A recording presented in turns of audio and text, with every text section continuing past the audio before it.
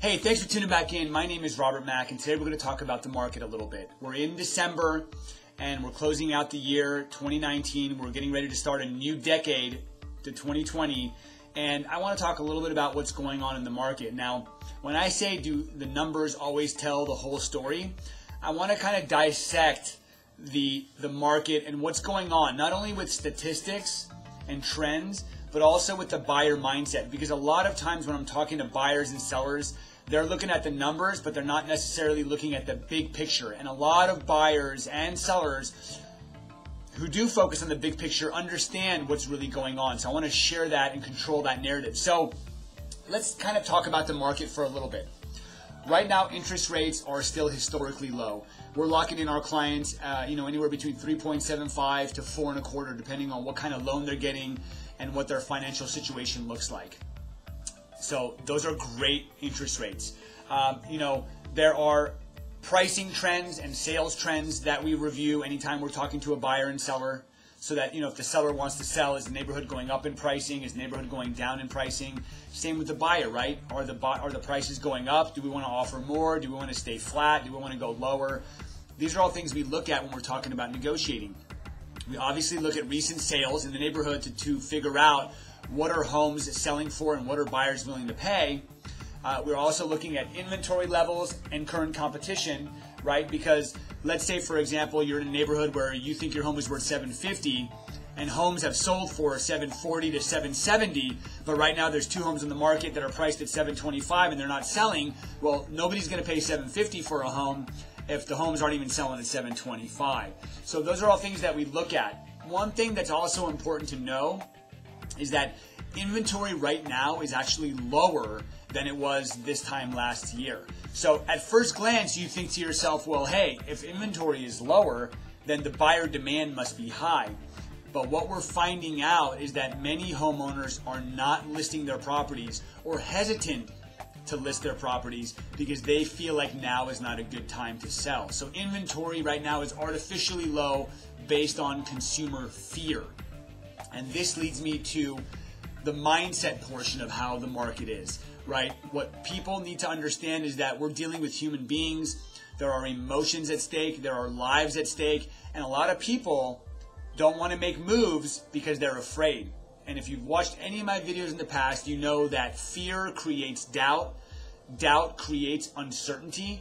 And ultimately, uncertainty creates paralysis. And paralysis means most people do nothing as they wait, stand back on the sidelines to figure out what is really going on with this current market. Now, the people that wait, some of them might actually benefit from that wait, whether that's being able to save more money or being able to find a home they really love. But some of those people who wait may lose. If the rates go up, you're going to pay more. If the prices go up, you're going to pay more. Now, how's the market is a very tough question to answer. And the reason why is because if somebody says, hey, Robert, how's the market? My questions now are, well, are you interested in buying, selling, or investing? What city do you want to buy in? What type of home do you want? Single family home, multifamily, or condo? What's your price range? See, the challenge is that there is no one-size-fits-all response to how's the market, because every neighborhood, every city, every county, every price range is different. So when somebody says, how's the market, I'm going to have 6 to 7 or 8 follow-up questions to make sure I can give them the best answer. Now, let's shift focus a little bit and talk about the mindset of the buyer and the seller.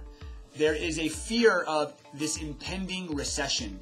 You see it on social media. I'm sure you're talking about it with friends and family. I know you see it on the news. 57% of buyers and sellers feel that the recession that's about to come, whether it's 6 months, 12 months, 18 months, 24 months out, is going to create a housing crisis.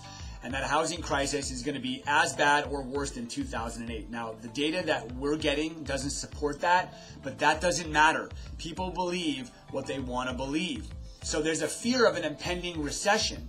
There is a fear of a housing crisis or prices dropping. Many of our buyers are saying, Robert, we're afraid to buy this house and it'd be worth less than what it's worth today because the housing prices fall. There's also fear of loss of employment. People are getting laid off. Some companies aren't doing as well as other companies. Now, the economy as a whole is doing great, but not every company is doing so great. And the people that are counting on their income to be able to pay their monthly payment, if they're uncertain about the stability of their job, they're going to be uncertain about them buying a home and committing to such a large monthly payment. So, at the end of the day, it doesn't matter how great prices are. It doesn't matter how low interest rates are. It doesn't matter that inventory right now is lower than it's been in a couple of years, because the fear of buying exists and it's very strong. So the best advice I can give you is, if you're a seller, really ask yourself, what's the reason for me selling my home? And figure it out, right? I'm a big fan of doing things that make sense for your life, right? Now, if you're not an investor, then don't focus on the best time to sell or having to net the most amount of money. It's how can I get the most amount of money from my home sale at the time I need to sell. If you have a job transfer and your new job starts in February, it doesn't matter if it's a good time or a bad time to sell. You need to sell now so you can be in your new home, so you can start your new job in February. You need to work with an agent who's going to put together a strategy that's going to get you the most amount of money now. If you're a buyer, you're going to have fears, right? Buying a home is a very risky situation. You're going to have fears of the market. You're going to have fears of the pricing. You're going to have fears of all these things. But if you speak to a lender and you understand your financial situation and you feel comfortable and confident with the ability to pay back your monthly payment every month, then now might be a great time to buy. So the best advice, because this is a video that's directed to the masses of everybody who's watching this video, some areas are great, some areas not so much. Some price ranges are great, some price ranges not so much. The best advice I could give you is to talk to a real estate agent and really understand what's going on in the market that you're looking to do something in, whether it's selling or buying.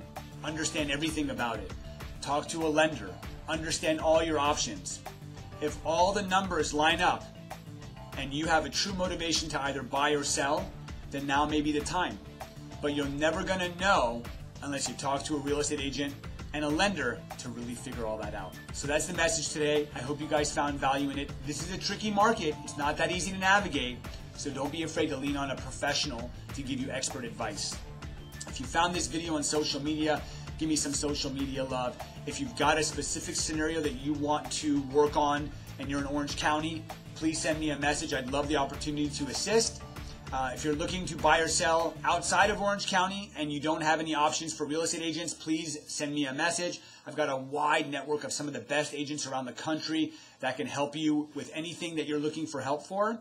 And finally, if you have any video ideas you ever want me to expand on in the future, send those my way as well. Until then, happy selling.